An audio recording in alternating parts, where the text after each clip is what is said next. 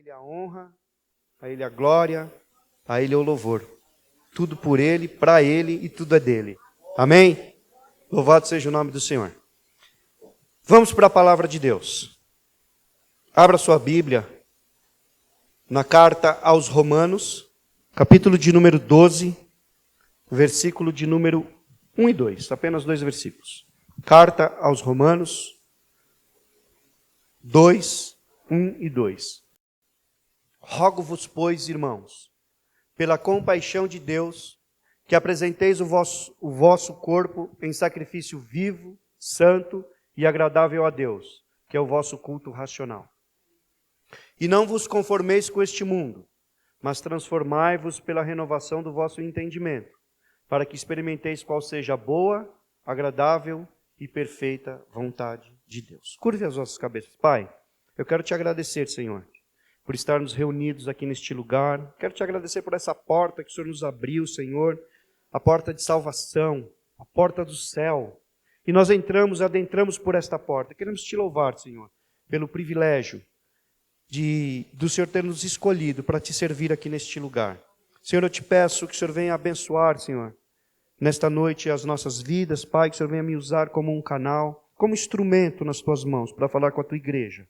Senhor, e abra a nossa mente, o nosso coração, Senhor, para nós entendermos o que o Senhor tem para nós nesse dia, o que o Senhor tem para nós nesses tempos. Fala conosco, em nome de Jesus.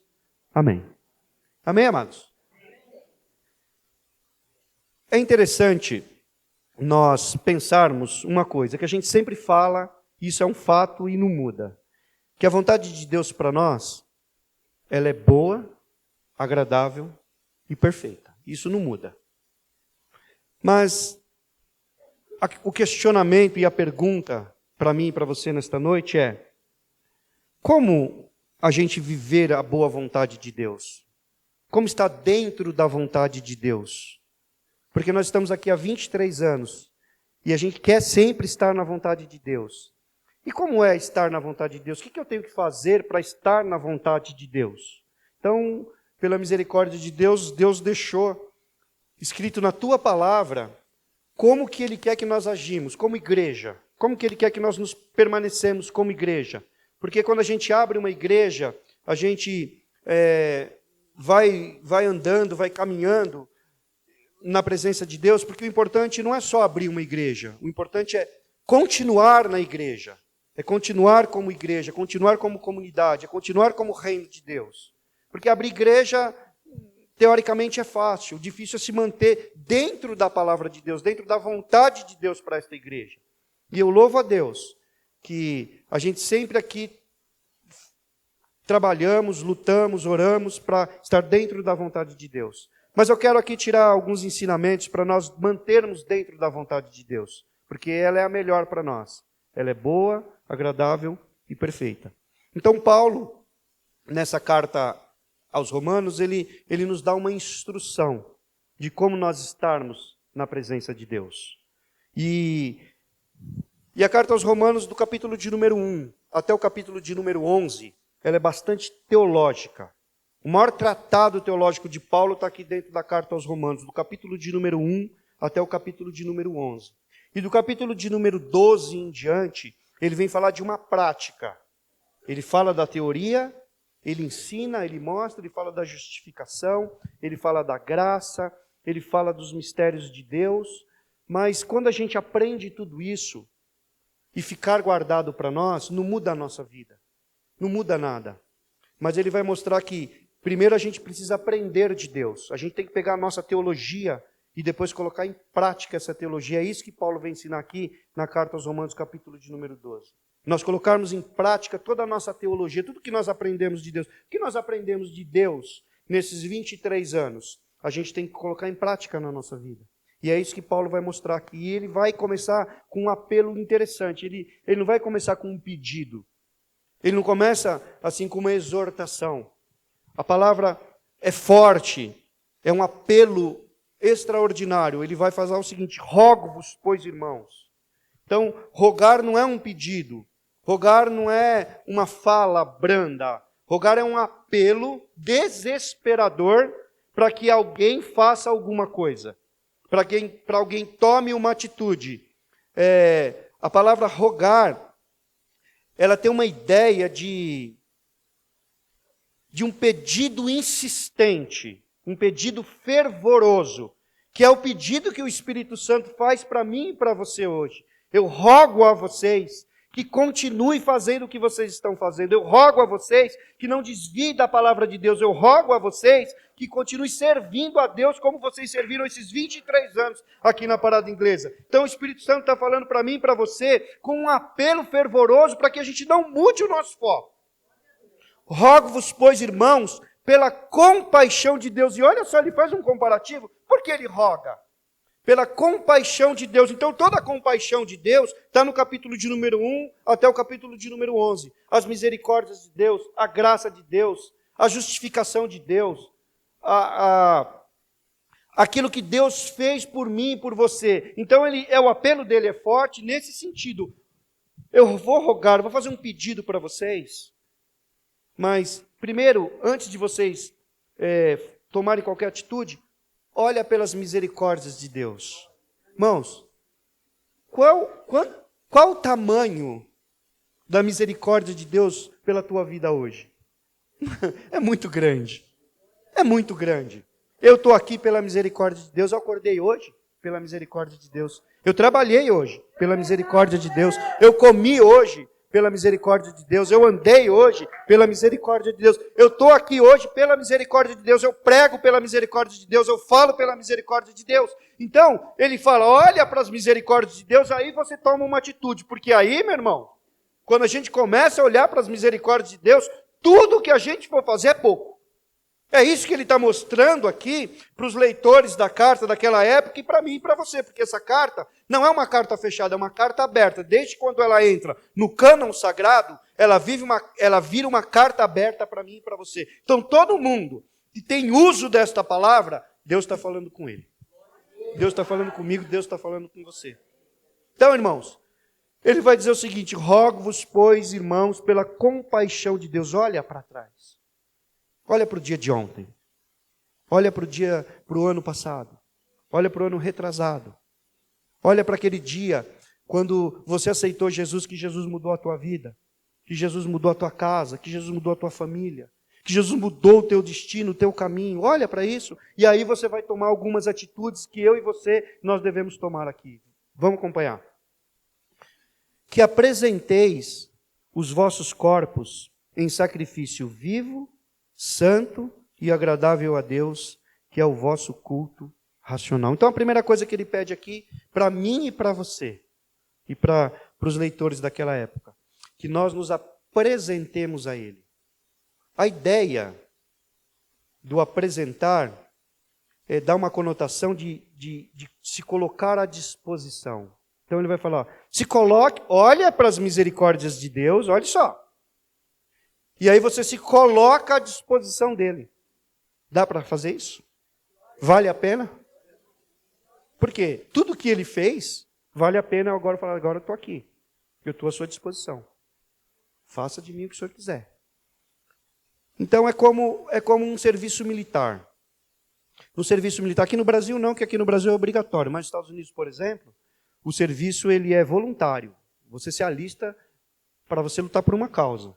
Você se alista porque você quer se alistar e você acha que é importante se alistar, é importante lutar pelo país, é importante você estar ali servindo aquele país. É a mesma coisa, a palavra que apresenteis é você que se colocar à disposição, você se apresentar para um general, você se apresentar para um comandante e falar para ele assim, ó, eu estou à sua disposição. Já viu o soldado quando ele se alista? Ele não escolhe para onde ele quer ir, pastor Sérgio. Fica a critério do comandante, mandar ele para onde ele quiser. Para onde ele for útil. E é isso que Paulo está falando. Quando a gente se apresenta, a gente se coloca à disposição de Deus, não é nós que vamos escolher para onde a gente quer ir, o que a gente quer fazer, não. Quando a gente se coloca à disposição de Deus, a gente está dizendo para ele, Senhor, faça da minha vida o que o Senhor quiser. Eu estou aqui à sua disposição. O que o Senhor precisa? Para onde o Senhor quer que eu vá? O que o Senhor quer que eu fale? O que o Senhor quer que eu faça? Qual o caminho que o Senhor quer que eu trilhe? Aonde o Senhor quer que eu caminhe? O que o Senhor quer que eu pregue? O que o Senhor quer que eu ensine? Aonde o Senhor quer que eu semeie? Quanto o Senhor quer que eu semeie? É isso que ele está falando. Então, irmãos, Se colocar à disposição é muito sério. Mas quando a gente se coloca à disposição, aí Deus vai usar a minha e a tua vida. Porque muita gente ainda não é usado no reino de Deus. Senhor, eu não sou usado. Senhor, porque ainda não se colocou à disposição do rei. Não se colocou na posição de servo, de escravo, de soldado, que vai receber ordem do seu superior e vai prestar continência para ele e vai falar, sim, Senhor, e eu vou para onde o Senhor mandar. Será que nós estamos dispostos a isso? Se nós estamos dispostos a isso, a gente pode caminhar mais 23, e mais 23, e mais 23, até o dia que o Senhor vier buscar a igreja. Mas se nós não nos colocarmos à disposição, nós vamos ficar só marcando passo, não vamos sair do lugar, e não vamos ser abençoados por Deus, e nem vamos experimentar qual é a boa e agradável e perfeita vontade de Deus, porque a gente só experimenta isso quando a gente está na direção de Deus, quando a gente está na vontade de Deus. Irmãos, e o melhor lugar do mundo para nós estarmos, não é numa praia paradisíaca, não é numa casa esplendorosa, não é num belo trabalho, numa bela de uma empresa. O melhor lugar para estar no mundo é na direção de Deus. E não importa qual seja essa direção, por mais estranha que seja, por mais contrário da lógica que seja, ela ainda é a melhor vontade. Ela ainda é a melhor vontade. Não é, Serginho? Está lá na Cracolândia. É o melhor lugar para você estar hoje? É o melhor lugar para estar na rua, falando com moradores de rua, correndo risco de ser agredido, de ser assaltado? Parece que não é o melhor lugar. Mas para o pastor Serginho, para a turma que vai, é o melhor lugar. É o melhor lugar. Amém? Então, irmãos, nessa noite a gente tem que se colocar aqui como um soldado de Cristo, que somos, e nos colocarmos à disposição dele. Mas é de qualquer jeito? Não, não é de qualquer jeito. Olha o que ele vai falar. Que apresenteis os vossos corpos em sacrifício vivo. O que é um sacrifício, irmão? Então, Paulo pega a ideia lá do Antigo Testamento, que quando os sacerdotes ele sacrificava o animal, imolava o animal e oferecia esse animal para Deus. Olha só. Ele oferecia o animal para Deus. Então, quando a gente vai apresentar o nosso corpo em sacrifício, é para quem? É para Deus. É para agradar a Deus. É para fazer a vontade de Deus. Então, quando a gente se apresenta, não é para fazer a nossa vontade. Senhor, eu me apresento, eu estou aqui, mas para a rua eu não quero ir. Pregar eu também não quero, que eu não sei falar. Ensinar também não é comigo. Dar dízimo também não é muito legal. Eu quero fazer do meu jeito. Eu quero andar no meu caminho. Aí não é. Aí não é um sacrifício. O sacrifício é para Deus. Entregar nas mãos de Deus. Para agradar a Deus. Para fazer a vontade de Deus. Esse aqui é o sacrifício que eu e você temos que entregar. E olha que interessante. O sacerdote pegava o sacrifício e levava até Deus. E Deus se agradava desse sacrifício. Você sabe que nós temos um sacerdote hoje aqui. Nós temos um sumo sacerdote hoje aqui. E ele quer pegar esse sacrifício que é a minha vida e a tua vida, nessa noite, e apresentar a Deus como um sacrifício. Só que antigamente, o sacrifício era morto. Mas agora não é mais morto. Mudou o sacrifício. É um sacrifício vivo, porque o Senhor não é Deus de morto. O Senhor é um Deus de vivo. Aquele que vive e reina para sempre, que é a minha vida e a sua vida viva na sua presença. Não é mais um sacrifício morto. Morto é para o pecado. Aí a gente morre por pecado. Morre para as nossas vontades. Morre para o nosso eu, para o nosso ego. Mas vivo para Deus. Para fazer a sua vontade, para agradar a Ele, para servir a Ele. Vivo na tua presença. E santo. A palavra santo é separado. Então, irmãos, nessa noite, o sacerdote está separando aqui, ó. Está separando a minha vida e a tua vida. Para louvor a Deus. Porque a palavra de Deus diz, seja santo, porque eu sou santo. E ele só recebe um sacrifício se for santo, porque o santo, ele não recebe menos do que algo santo. A gente não pode dar nada para Deus se não for santo. Se o nosso louvor não for santo, ele não recebe. Se a nossa oferta não for santa, ele não recebe. Se a nossa pregação não for santa, ele não recebe. Se o nosso evangelismo não for santo, ele não recebe. Então a minha vida e a tua vida na presença de Deus tem que ser santa, separada, pura, para entregar nas mãos dele.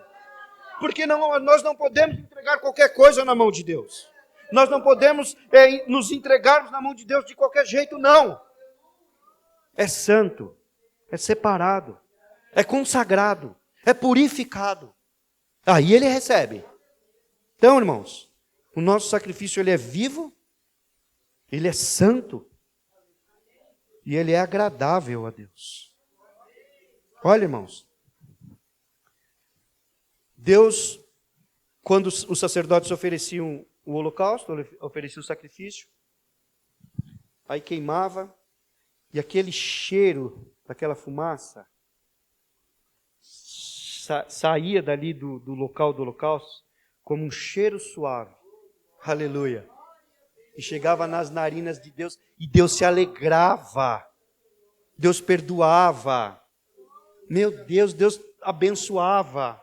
Então é isso que a minha vida e a tua vida tem que ser um sacrifício com um cheiro suave, que vai agradar, que vai chegar às narinas de Deus como um perfume agradável a Deus. Sabe aquele perfume gostoso que a gente usa importado, Tainá? Caro. Pois é esse perfume que Deus tem que sentir de mim e de você. É esse perfume que nós temos que exalar na presença de Deus, para que Ele se alegre, se agrade de mim e de você. Um sacrifício agradável, que é o nosso culto racional. Irmãos, olha só. Coloca para mim, Alan, fazendo favor. Isaías 6:8. O que é um culto racional? Olha que legal.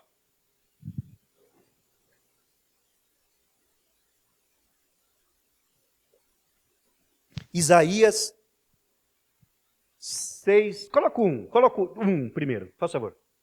Isaías 6:1. No ano em que morreu o rei Uzias, eu vi ao Senhor assentado sobre um alto e sublime trono, e o seu séquito enchia todo o templo. Irmãos, no ano em que morreu o rei Uzias, por que está escrito isso aqui para nós? Toda escritura, divinamente inspirada, é proveitosa para ensinar, redarguir, corrigir e instruir. Então está escrito que no ano em que o rei Uzias morreu, Isaías viu o trono de Deus. Ele viu a glória de Deus. Então, irmãos, eu entendo uma coisa.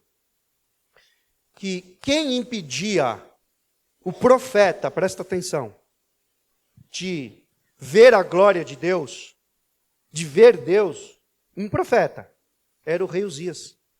Porque ele vivia naquele palácio, corrupto, cheio de problemas, cheio de adorações, um rei, não foi de todo ruim, mas foi um rei ruim, que ele quis tomar o lugar do sacerdote, ele quis oferecer o holocausto, ele quis passar por cima das diretrizes que Deus deu para os sacerdotes, e ele foi acometido de lepra por conta disso. Então, não era um local bom, não era um local agradável, não era um local, um palácio onde Isaías vivia, com o rei Uzias, não era um palácio que agradava a Deus. Tanto é que ele vai falar assim, e eu era um homem de puros lábios, de impuros lábios. Ele era um homem que falava palavrão, que falava coisas que não agradavam a Deus. Um profeta. Mas no ano que o rei morre, e ele sai ali do palácio, ele tem um encontro com Deus. E aí, mais lá na frente, ele vai se apresentar para Deus, mas primeiro ele teve que sair daquele lugar onde ele estava.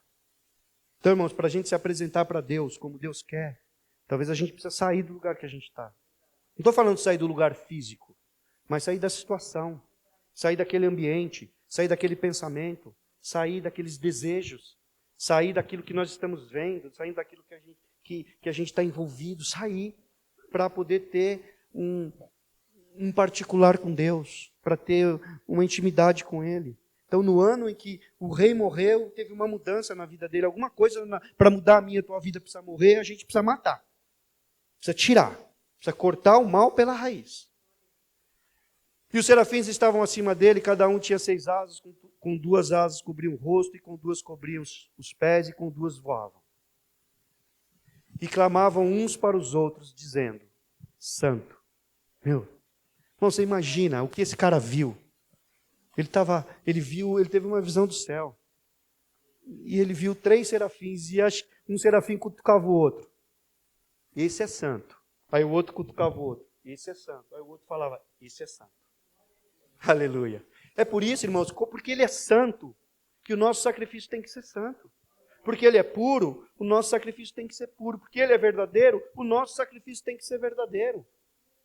Santo, santo, santo é o Senhor dos exércitos. Toda a terra está cheia da tua glória. Olha só, ele teve a visão lá no céu. Mas a glória de Deus é tão grande, tão grande, tão grande, que ele via a glória enchia a terra. A glória está enchendo de Deus. A glória de Deus está no céu, mas ela é tão cheia que ela não cabe no céu. E nessa noite ela está enchendo esta igreja. Ela está enchendo o meu e o teu coração. Ela está enchendo as nossas vidas, enchendo a nossa casa, o nosso trabalho, a nossa escola, a nossa faculdade, de tão grande que é a glória de Deus. Eu fico imaginando, irmãos, a glória de Deus como uma fumaça. Já viu um local onde está pegando fogo e a fumaça ela vai entrando, vai passando pelas frestas da porta e vai tomando todo o ambiente, e assim é a glória de Deus. E a glória de Deus está entrando aqui nessa noite como uma fumaça e entrando nas frestas do meu e do teu coração para trazer uma mudança e uma transformação. E os umbrais das portas se moveram com uma voz de que clamava, e a casa se encheu de fumaça. E então disse eu: ai de mim, que vou perecendo, porque eu sou como um homem de lábios impuros, e habito no meio de um povo de impuros lábios. E os meus olhos viram o Rei, o Senhor dos Exércitos. Irmãos, ele temeu, sabe por quê? Porque ele entendeu que ele não era digno de ver a glória do Senhor. Ele entendeu que ele era um homem tão pecador, que ele não podia ver a glória de Deus, senão ele morreria. Mas ele morreu? Sabe por que ele não morreu, irmãos? Por causa da compaixão de Deus. E é por isso que Paulo fala assim: eu rogo, irmãos, pela compaixão de Deus, porque, irmãos, não era para a gente estar mais aqui. Não era. Era para a gente já ter tudo que a gente fez de errado. Já era para a gente estar consumido, ou sendo consumido, ou caminhando para um destino terrível, a minha vida e a tua vida. Mas pela misericórdia dele, ele permitiu que nós víssemos a glória dele, e por isso que nós estamos aqui hoje. Aleluia. 6. Mas um dos serafins voou para mim, trazendo na mão uma brasa viva, que tirara do altar com uma tenaz. E com ela tocou a minha boca e disse: eis que isso tocou os teus lábios, e a tua iniquidade foi tirada, e purificado o teu pecado. Irmãos, você sabe que, de vez em quando, a gente fala conosco mesmo: Senhor, eu nem sou digno, eu não sou digno. Não sou digno de estar na tua presença, eu não sou digno, não quero ir na tua casa, eu não quero te servir porque eu não sou digno, eu não mereço. Mas, irmãos, porque eu não consigo. Mas olha só, com uma tenaz, o anjo tocou na boca e tirou aquilo que não agradava mais a Deus. Tirou aquilo que constrangia este homem para servir a Deus. E o Espírito Santo está aqui na minha e na sua vida como uma brasa, para tirar da nossa vida, arrancar, queimar aquilo que não está agradando a Deus. Purificar o nosso pecado, o meu e o teu pecado, para que nós possamos servir a Ele verdadeiramente. 7, Alan, por favor. 8, perdão. 8. Depois disso, olha só, depois que o Espírito Santo toca na minha vida e na tua vida, a mudança.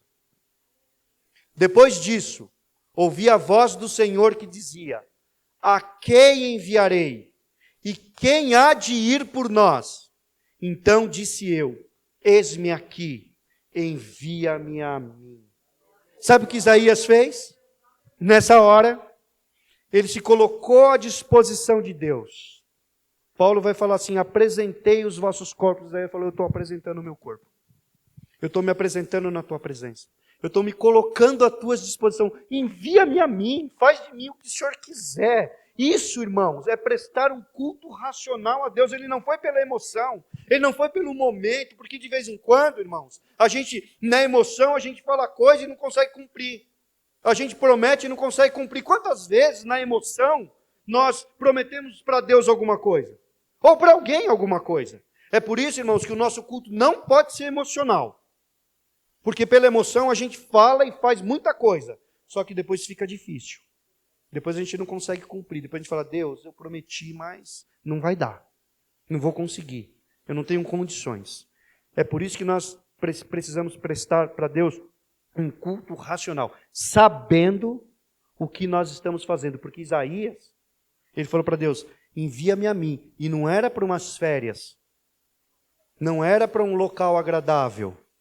Não era para falar coisas que agradassem as pessoas. Não, não. Isaías tinha uma missão muito dura. Pregar contra a sua própria nação. Pregar contra o seu próprio rei. Pregar contra o seu próprio povo. E isso custou caro. Então, às vezes, irmãos, a gente precisa saber o que a gente está fazendo. Por isso que o nosso culto precisa ser racional. Precisa ser prestado com inteligência, com a mente. E depois com o coração. Então, quando ele fala o seguinte, que nós apresentamos os vossos corpos em sacrifício vivo, santo e agradável a Deus, que é o nosso culto racional, é sabendo aquilo que a gente quer. O que você quer de Deus para a tua vida? O que você quer que Deus faça com a tua vida? Aonde você está disposto a chegar para trabalhar e para servir a Deus? Aonde você está disposto a ir para cumprir a vontade de Deus para a tua vida? Aonde você está disposto? O que você está disposto a fazer? Não, estou disposto a tudo. Então, se apresenta. Eu estou disposto a fazer, a matar e a morrer. Então, você se apresenta. Que Deus vai te usar como Ele usou Isaías. E como Ele usou Paulo. Como Ele usou Pedro. E como Ele usou muitos e muitos homens e mulheres de Deus. Aí, irmãos, depois que a gente presta o nosso culto racional, tem uma mudança na nossa mente. E não vos conformeis com este mundo, ou seja, separado do mundo. O que no mundo agradava não pode agradar mais. O que no mundo alegrava não pode alegrar mais. O que a gente andando com o mundo não pode andar mais. Tem que mudar o itinerário, tem que mudar a direção, tem que mudar o curso. Tem que ir de encontro, ao contrário, na contramão do mundo. Porque aquele que quer ser amigo do mundo, torna-se inimigo de Deus. Mas o que a gente prefere? Com a nossa razão. Servir a Deus num caminho estreito. Entrar por uma porta estreita, mas que no final é um final de bênção? Ou a gente quer andar no caminho largo? Entrar por uma porta larga, mas no final é um final de morte? A gente precisa decidir isso. Se a gente quer continuar mais 23 e mais 23 e mais 23. O que a gente quer fazer? Não, irmãos, e hoje, nos dias de hoje, é emergencial nós não nos conformarmos com o mundo. Porque o que o mundo está apresentando hoje é fora de série. É cada aberração. É coisa que fere o caráter de Deus, fere a palavra de Deus. E aí a gente tem que se levantar como um estandarte contra, como um soldado que vai combater. Para isso, irmãos, tem que ter coragem. Tem que ter coragem, como Isaías falou. Eis-me aqui, usa-me a mim, envia-me a mim. Lembra quando Samuel estava deitado? Ele era pequeno, 12, no máximo 13 anos. Ele ouve uma voz. Chamou uma vez, chamou 2 vezes, chamou 3 vezes, Samuel, Samuel. Sabe o que ele fala para Deus? Ele simplesmente, ele fala o seguinte para Deus: fala que o teu servo ouve. Ele se apresentou para Deus. Eu estou aqui, Senhor, fala que o teu servo, menino, de 12, 13 anos, estava disposto. Porque, irmãos, quando a gente fala para Deus, Senhor, eu estou aqui é porque tem que estar aí. Senhor, eu estou preparado, é porque tem que estar preparado. Senhor, eu estou disposto, é porque eu estou disposto. Senhor, eu estou ouvindo. Fala, fala, Senhor. Não foi o hino que nós cantamos aqui? E Deus está falando. Mas às vezes a gente não quer ouvir o que Deus está falando. Sabe o que a gente quer ouvir o que Deus está falando? Que você vai ganhar uma chave de um carro, de uma casa, que você vai viajar, que você vai ser próspero, que você vai casar, que você vai ter filhos, que você vai você vai prosperar. Isso que aí a gente fala que o teu servo ouve. Mas às vezes não é isso que Deus quer falar para mim e para você. Às vezes Deus quer dar uma palavra mais dura, uma palavra de direção, de correção, de exortação. Mas isso a gente não quer. Mas já que nós cantamos e nós louvamos e nós adoramos, então a gente tem que falar como Samuel falou, fala que o teu servo ouve. E aí Deus falou, porque a missão de Samuel era uma missão dura. Era falar contra Eli, contra a casa de Eli. Pensa, o menino daquela idade recebeu uma missão dessa, uma missão difícil dessa. Então, irmãos, não é para qualquer um. Então, quando a gente fala para Deus, fala, Senhor, que o teu servo ouve, a gente precisa estar preparado para ouvir o que Deus tem para mim e para você. Mas não importa, irmãos, ele pregou contra a casa de Eli, porque era boa e agradável e perfeita a vontade de Deus. Isaías pregou contra o rei, contra a sua própria nação, porque era a boa e agradável e perfeita a vontade de Deus para ele. Mas tem mais um exemplo para eu dar. No Evangelho de Lucas, capítulo de número 1, versículo de número 38. Não precisa nem pôr, Alain. O anjo chega para Maria e fala, Maria, Maria, Maria, você vai conceber, você vai ter um filho, e o seu nome vai ser Emanuel, e toda aquela história que você já conhece. Maria, 14, 15 anos, uma menina, uma família pobre. Sabe o que ela fala para Deus, irmãos? Tudo aquilo que ela ouviu do anjo. Tudo aquilo que ela ouviu do anjo. Ela falou assim, cumpra-se em mim, conforme a tua palavra. Ela não se preocupou se José ia contra ela. Ela não se preocupou se ela poderia ser apedrejada. Ela não pensou em nada disso. Ela não pensou que ela poderia ser expulsa da família. Ela poderia ser rejeitada pela sociedade. Ela podia morrer. Ela não se preocupou com nada disso. Ela se preocupou em agradar a Deus, em servir a Deus, em ser útil para Deus. E ela foi muito útil, ela foi muito corajosa. E Deus abençoou essa mulher em todo o tempo da vida dela. Aí Deus falou para ela assim, você vai ser agraciada. Irmãos, quando a gente se coloca na disposição de Deus, fala, Senhor, cumpra-se em mim a tua vontade, porque eu entendo que a tua vontade ela é boa, agradável e perfeita. Pode não ser agora, pode não ser hoje. Eu fico imaginando a Mariazinha, aquela menininha, chegando para José e contando, José, eu estou grávida, filho. E o filho não é teu. Ela teve coragem, porque ela acreditou na palavra do Senhor, que era boa, agradável e perfeita. Ela contando para os seus pais, mas ela acreditou que a palavra era boa, agradável e perfeita. E é isso que eu e você nessa noite, a gente precisa acreditar que a vontade de Deus para mim e para você, não importa qual seja a vontade, o importante é saber que ela é boa, agradável e perfeita. Então, irmãos, a gente precisa se apresentar com o nosso culto racional e não nos conformarmos, mas transformai-vos pela renovação do vosso entendimento. Irmãos, eu dei uma aula aqui um tempo atrás de Pedro e eu falei que todos os desdobramentos da vida, todos os desdobramentos, seja ele bom ou seja ruim, começa na nossa mente. Então, aquilo que a gente entende de Deus pode mudar a minha e a sua vida. Aquilo que a gente consegue captar de Deus, ter um entendimento de Deus, entender a teologia da palavra de Deus, a gente consegue colocar dentro do nosso coração, mas ela passa pela mente primeiro.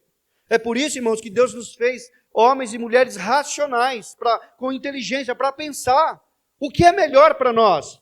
É continuarmos, é caminharmos, é fazermos, é nos entregarmos, é falar para Deus, fala que o teu servo ouve, é nos colocarmos à disposição de Deus. Então faça isso com entendimento, com razão, e transforme a nossa vida, transforme a tua vida, para que Deus possa usar. Porque, irmãos, aquela vida antiga não serve para Deus. Não dá para Deus usar, não dá para Deus trabalhar. Porque a palavra de Deus diz que aquele que está em Cristo Nova criatura é. As coisas velhas se passaram. E eis que tudo se fez novo. Uma transformação de vida. E é isso que Deus quer continuar fazendo na minha e na tua vida. Uma transformação.